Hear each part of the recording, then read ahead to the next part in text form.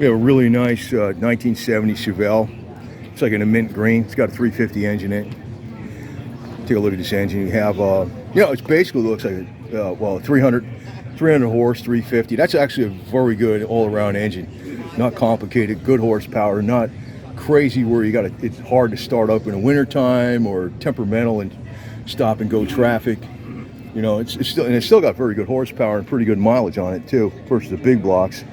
So you got almost a matching interior, but it's like a cross between. It's a little darker green. You got the vinyl top on there. Probably a turbo 350 transmission.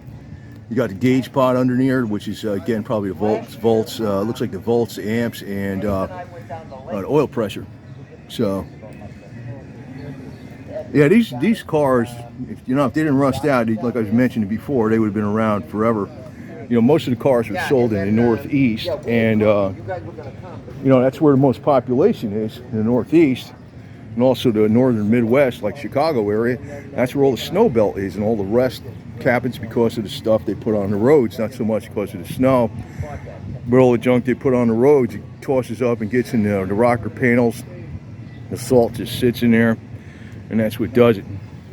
Now, the factory could have actually done something back then cheaply and economically to stop that from happening, because we know we had cosmoline, which the military was using to preserve like guns and stuff back in late 1800s.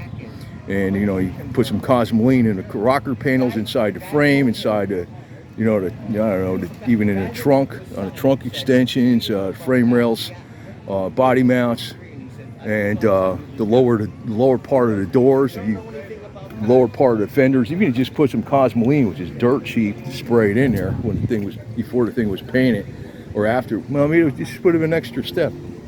So it might have added $50 to the price of the car, but there'd have been a hell of a lot more of them around today.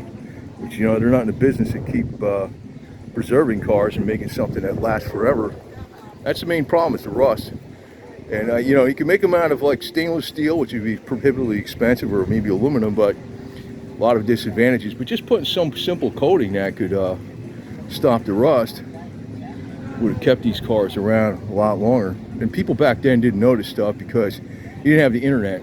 They had products like Cosmoline and Chassis Saver for decades, but a lot of people didn't know about it. They had products out there for like in the shipping industry that stopped rust, but a lot of people just didn't know about it because there wasn't a lot of communication except by word of mouth or by books.